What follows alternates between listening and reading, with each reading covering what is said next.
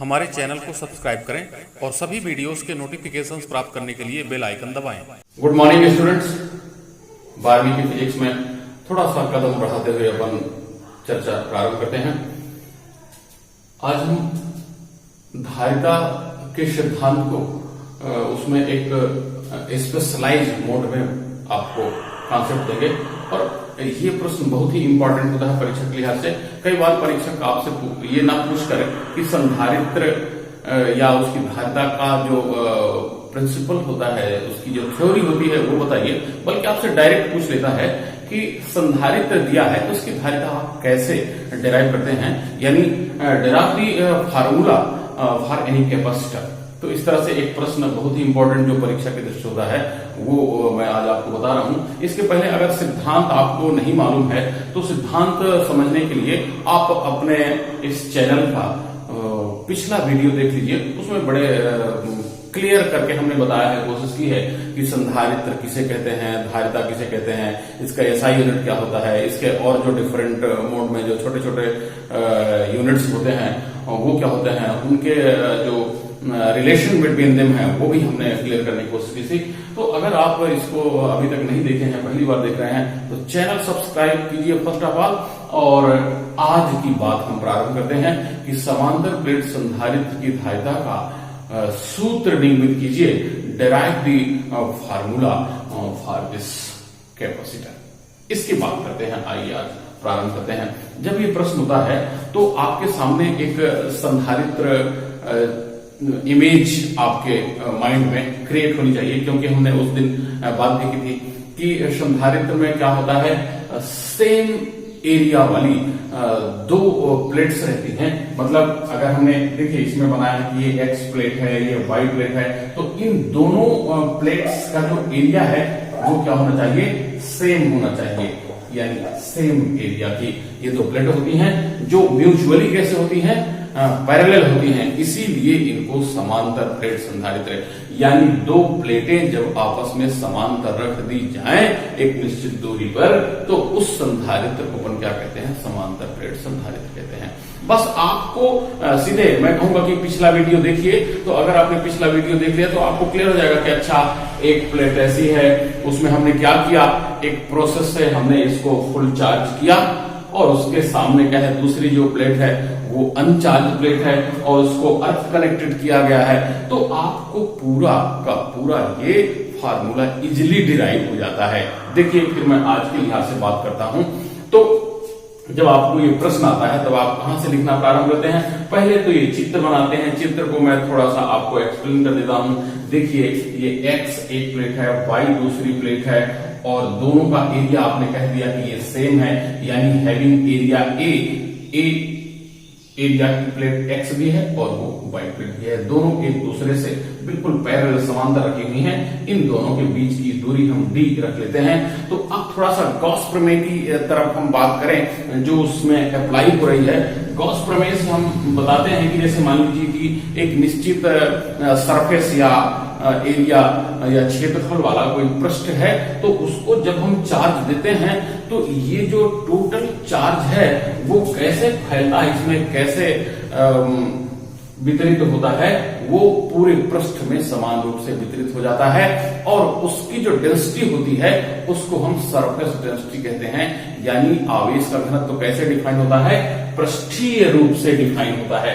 तो ये पृष्ठीय आवेश घनत्व को मैंने इसको आपके सामने रख दिया है कि जब आप इसको डिराइव करना प्रारंभ करें तो आपको दिखे कि अच्छा पृष्ठीय आवेश घनत्व का मतलब क्या है कि टोटल गिवन चार्ज में आपने एरिया ऑफ सरफेस का डिवीजन कर दिया, तो वो कहलाता है पृष्ठीय आवेश घनत्व, यानी Q अपान A। ये Q आपको क्लियर नहीं दिख रहा था, देखिए ये Q अपान A हो गया, यानी इस पूरे प्लेट पर इतना चार्ज उत्पन्न हो गया। अब ये दोनों प्लेटें दूसरे के समांतर है, एक दूसरे के समांतर है।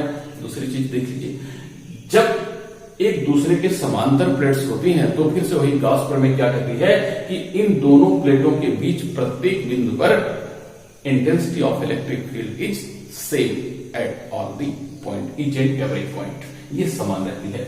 इधर देखिए ये क्या है, विद्युत बल रेखा वक्राकार है, लेकिन इन दोनों के बीच में यानी एक्स से वाई तक यहां ये और x से y तक है ये जो विद्युत क्षेत्र की तीव्रता समरूप है, यानी ये जो पूरा क्षेत्र है वो समरूप विद्युतीय क्षेत्र है। इसीलिए यहां पर जो विद्युत बल रेखाएं हैं वो कैसी दिखाई गई हैं आपको, समांतर रेखाएं और सरल रेखा के रूप में प्रदर्शित की गई हैं। ये दूसरा कॉन्सेप्ट है, इसको अर्थ कनेक्ट किया गया है वो संधारित्र के सिद्धांत में हम समझ ही चुके हैं।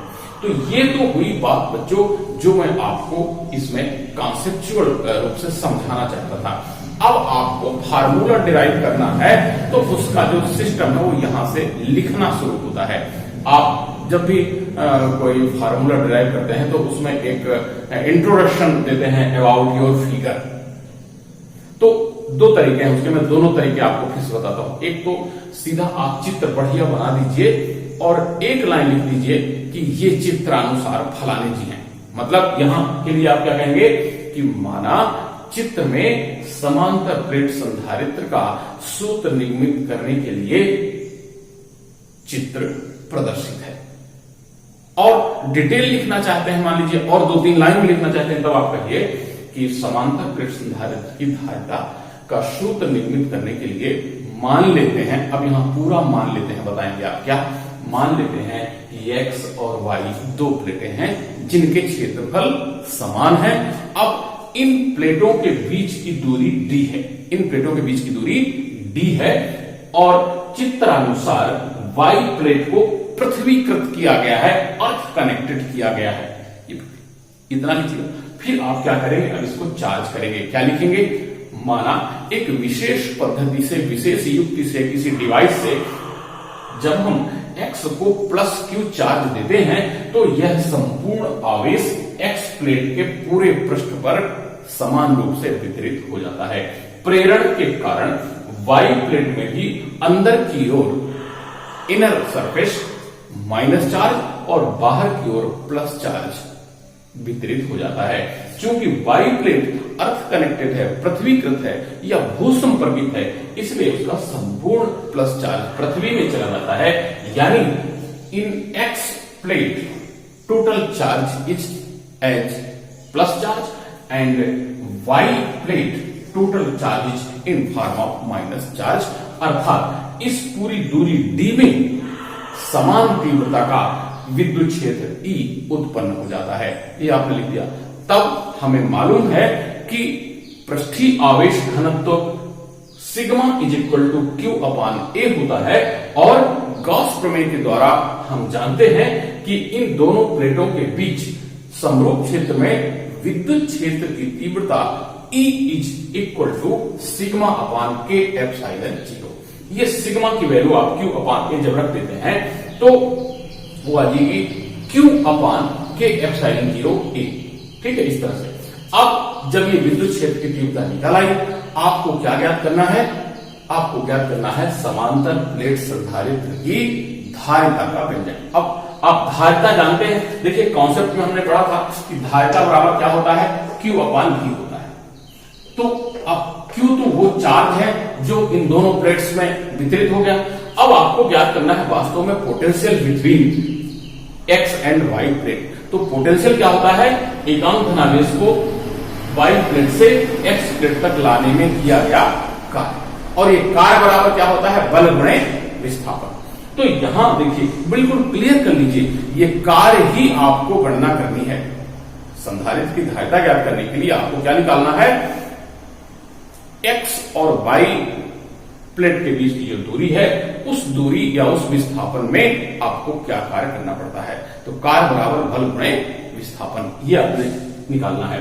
तो ये बल यहां क्या रहता है, विद्युत क्षेत्र की तीव्रता के रूप में। गॉस थ्योरम से आप जानते हैं कि यदि दो समांतर क्षेत्रफल की चादरें एक दूसरे से इतनी दूरी पर हो तो जो विद्युत क्षेत्र की तीव्रता होती है वो होती है सिग्मा अपान के एप्सिलॉन 0। अब लाने में किया गया कार्य, तो टी दूरी तक लाने में किया गया कार्य बराबर ई इंटू दोनों के बीच की दूरी। यानी जो दोनों प्लेटों एक्स और वाई के बीच जो विभव होगा या विभवांतर होगा वो क्या हो जाएगा, बल गुणे विस्थापन। बल का मान रखिए सिग्मा अपान के एप्सिलॉन 0, और ये डी जो है दोनों के बीच की दूरी है। आपने सिग्मा की वैल्यू रख दिया तो भी का मान इतना आ गया। अब आपको संधारित्र की धारिता का सूत्र मालूम है, C इक्वल टू क्यू अपान भी। तो Q आपने रखा और V की वैल्यू यहां से रखी QD upon K epsilon 0। A Q और Q कैंसिल हो जाते हैं तो आपको C बराबर देता है ये के एप्सिलॉन 0 ऊपर चला जाएगा, नीचे बचेगा केवल D। तो इस तरह से संधारित्र समांतर प्लेट संधारित्र की धारिता का जो सूत्र है वो C इक्वल टू के एप्सिलॉन 0 A अपॉन D आ जाता है। यदि K इक्वल टू 1 हो जाए तो C equal to epsilon 0 A upon D आता है। तो ये होता है समांतर प्लेट संधारित्र की धारिता का सूत्र। यहां मैंने आपको एक चीज के बारे में अभी कोई चर्चा नहीं की कि ये K कहां से आया, कहां से एक हो गया, थोड़ा सा चर्चा कर लेते हैं। ये मैंने पहले इसलिए नहीं बताया क्योंकि कई बार क्या होता है कि आपको बताया नहीं जाता कि माध्यम क्या है, और कई बार बताया जाता है कि माध्यम ये। तो जब आपको ये ना बताया जाए कि कौन सा माध्यम है तो उसको कहते हैं कि ये दोनों प्लेटें वायु या निर्वात में रखी हुई हैं और उस स्थिति में K की वैल्यू 1 होती है। ठीक। और जब आपसे कहा जाए कि एक समांतर प्लेट संधारित्र है और उन दोनों प्लेटों के मध्य इतना परावैद्युत वाला एक माध्यम रखा गया है, तब आपको K की वो वैल्यू रखनी पड़ती है। इसको और क्लियर करने के लिए मैं आपसे एक न्यूमेरिकल क्वेश्चन आपको लगवाता हूं अभी कि कैसे हम ये K इक्वल टू 1 या K इक्वल टू उसकी वैल्यू रखते हैं, तो आपको और ये क्लियर हो जाएगा। यानी आपको यहां से क्या क्लियर होना है कि जब इन दोनों प्लेटों के बीच कोई परावैद्युतांक रखा जाता है तो उसको K की वैल्यू के रूप में नोटिफाई करते हैं, एक्सप्रेस करते हैं। और जब कुछ नहीं कहा जाता है तब हम ये कह देते हैं कि sir it is K equal to 1। ये कंडीशन K इक्वल टू 1 होती है। तो कभी कभी आपसे पूछा जाता है इसी के साथ कि समांतर प्लेट संधारित्र की धारिता का व्यंजक निर्मित कीजिए और इसको प्रभावित करने वाले कारकों का उल्लेख कीजिए। तब आपको ये फार्मूला याद आना चाहिए। क्यों? इसमें K है, एप्सिलॉन 0 है, A है, D है। तो तीन चीजें तो बड़ी ही क्लियर है कि समांतर प्लेट संधारित्र में प्लेटों का क्षेत्रफल जितना ज्यादा होगा धारिता उतनी ज्यादा होगी। इसको इस तरह से कहते हैं C is directly proportional to A। Number 1, C is directly proportional to 1 upon D। अब D क्या है? दोनों प्लेटों के बीच की दूरी है। यानी प्लेटें अगर नजदीक रखी हैं, दूरी कम है तो धारिता ज्यादा होगी, और दूरी बढ़ती जाती है तो धारिता घटती जाती है। यानी कभी कभी एक नंबर का आता है कि समांतर प्लेट संधारित्र में धारिता का मान बढ़ाने के लिए दोनों प्लेटों के बीच की दूरी खाली स्थान होना चाहिए। तो कम होना चाहिए कि ज्यादा होना चाहिए? अब आप जानते हैं कम होना चाहिए। तो दूरी अधिक होनी चाहिए करके सत्य सत्य पूछा है तो आप असत्य कर देंगे, कम होना चाहिए तो कह देंगे कि इट इज ट्रू। इस तरह से ये एक नंबर के लिहाज से ये कॉन्सेप्चुअल चीज मैं बता देता हूं आपको। तीसरी चीज है K, मतलब यदि K पर आवेदन पदार्थ रखा हुआ है तो धारिता बढ़ जाती है। देखिए, यानी C is directly proportional to K। तो इस तरह का क्वेश्चन भी आपसे पूछा जा सकता है। मैं भी कह रहा था कि आपको इसका कॉन्सेप्ट और क्लियर करने के लिए एक न्यूमेरिकली आपसे डिस्कशन हो जाता है। तो एक न्यूमेरिकल क्वेश्चन ले लेते हैं बच्चों और इसकी बात कर लेते हैं। ठीक है, तो आइए देखते हैं वो न्यूमेरिकल क्वेश्चन। बच्चों, न्यूमेरिकली इसको क्लियर करने के लिए ये देखिए चित्र वही का वही चित्र को हमने मिटाया नहीं है। अब इसका क्वेश्चन आप देखिए, क्वेश्चन आप देखेंगे तो लगेगा कि अच्छा वही समांतर प्लेट संधारित्र है और उसी की कैपेसिटी हमको न्यूमेरिकली जो है कैलकुलेट करनी है कि इतनी होती है। देखिए दिया गया है कि एक समांतर प्लेट संधारित्र की प्रत्येक प्लेट का क्षेत्रफल 1 मीटर स्क्वायर है। यानी आपको ये क्लियर होना चाहिए कि दोनों जो प्लेट्स हैं वो सेम एरिया ऑफ सरफेस की होती हैं। दोनों प्लेटों का, यानी इस प्लेट X का जो A है वो भी है कितना? 1 मीटर स्क्वायर, और Y का भी जो एरिया ऑफ सरफेस है वो भी है 1 मीटर स्क्वायर। दोनों प्लेटों की एरिया सेम हो गई। अब दूसरी चीज क्या हो गई?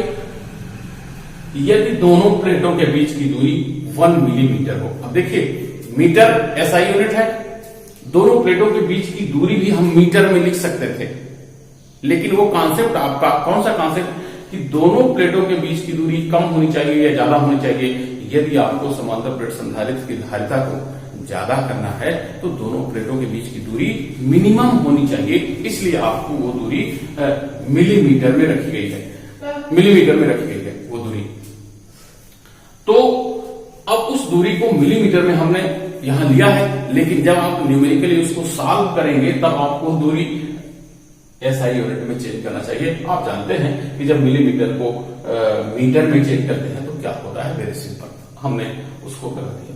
अब ये जो एप्सिलॉन 0 है ये विद्युतशीलता है, विद्युतशीलता निर्वात या वायु में जो विद्युतशीलता है उसकी वैल्यू आपको क्वेश्चन के साथ दी हुई होती है। ये कई बार आपसे ये पूछा जाता है कि विद्युतशीलता का SI मात्रक लिखिए, इसलिए ये इंपॉर्टेंट होता है, इसलिए इसको याद कर लीजिए। यहां भी अगर पहला वीडियो आपने पहले की वीडियो नहीं देखा है तो विद्युतशीलता का जो मात्रक होता है कूलाम स्क्वायर मीटर स्क्वायर और पर न्यूटन स्क्वायर, यानी कूलाम स्क्वायर मीटर स्क्वायर प्रति न्यूटन स्क्वायर, ये विद्युतशीलता का मात्रक SI पद्धति में होता है इस तरह से। तो अब आपको वैल्यू कितनी मिल गई, A = 1 metre square, D = 1 millimetre यानी 1 × 10⁻³ मीटर, और एप्सिलॉन 0 की वैल्यू है आपके पास 8.85। कई बार इसको पूछा भी जाता है कि इसका जो न्यूमेरिकल वैल्यू होता है वो कितना होता है, तो आप इसको याद रख लीजिए, ज्यादा अच्छा रहेगा। 8.85 × 10⁻12 कूलाम स्क्वायर मीटर स्क्वायर पर Newton square. Very simple formula लगा दीजिए, C = एप्सिलॉन 0A/d। आपको लग सकता है कि सर आप तो ऐसा बता रहे थे कि जो फार्मूला होता है वो K एप्सिलॉन 0A/d होता है। बिल्कुल ये सही आपका तर्क हो सकता है, ये जिज्ञासा होनी चाहिए आपकी। अगर नहीं है तब भी मैं आपको बता रहा हूं क्या, जब आपसे माध्यम के बारे में प्रश्नकर्ता कोई चर्चा ना करे तो आपको सहूलियत के लिए ये समझना है कि आपको माध्यम क्या दिया है, वायु या निर्वात दिया है, और वायु या निर्वात जब दिया है तो उसका अर्थ भी यही होता है कि K = 1, यानी K इज साइलेंट हियर। ठीक है, आपको सीधे ये फार्मूला यूज कर देना है, एप्सिलॉन 0A/d बस 8.85 × 10⁻12 × 1। देखिए कितना सरल सवाल में कोई दम नहीं है, पर कॉन्सेप्ट के लिहाज से इंपॉर्टेंट है, इसलिए 4 नंबर का क्वेश्चन जब आता है तो आपसे ये 3 नंबर समांतर प्लेट संधारित्र की धारिता का व्यंजक निरूपित करने के लिए, और 1 नंबर का ये जो छल्ला है वो आपसे ऐसे पूछ लिया जाता है, नंबर 1। तो इस तरह से ये 10⁻³ ऊपर जाएगी +3 हो जाएगा, तो -12 + 3 = -9, और ये धारिता का मात्रक जरूर आप फैराड लिखना याद रखिए। कई बार इसमें भी आपके 1 नंबर में से आधे नंबर कट जाता है, बताइए, F आपने नहीं लिखा और फेल हो गए, है ना। दूसरा तरीका भी होता है इसका, मतलब आपसे न्यूमेरिकली न पूछा जाए। वैसे मैं आपको बता दूं कि अब जो है न्यूमेरिकल का ट्रेंड बढ़ने वाला है। NCERT पैटर्न में एक नई चीज और बहुत अच्छी चीज आई है कि जब हमारे स्टेट बोर्ड्स के बच्चे कंपटीशन में जाते हैं तो उनको कॉन्सेप्ट सब याद है, डेरिवेशन सब याद है, फार्मूला कोई याद नहीं है, क्योंकि उनका न्यूमेरिकल रिटर्न बताया नहीं जाता। इसलिए ये निर्णय लिया गया है NCERT पैटर्न में कि जो भी कॉन्सेप्ट बच्चों को बताएं तो उनको न्यूमेरिकली भी एक्सरसाइज उसको कराते चलें। इसलिए आपको इस तरह के वीडियो देखना ही चाहिए बच्चों। मैं एक आपको कॉन्सेप्ट बताता हूं, उसके बाद उसका न्यूमेरिकल एक छोटी सी टिप आपको बता देता हूं, और इस तरह से कैसे उसको फार्मूले को अप्लाई करना है। तो इस तरह से ये होता है आपका समांतर प्लेट संधारित्र, इसकी धारिता का व्यंजक, और कैसे इसको हम न्यूमेरिकली भी क्लियर कर लेते हैं एक न्यूमेरिकल एग्जाम्पल के द्वारा। तो आगे अपन देखेंगे कैसे संधारित्रों की सहायता से हम धारिता को बढ़ाते हैं, धारिता को कम करते हैं।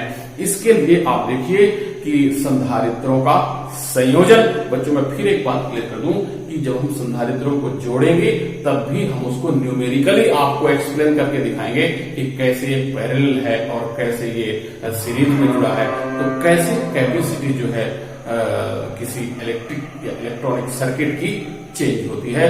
तो देखते रहिए द्विवेदी।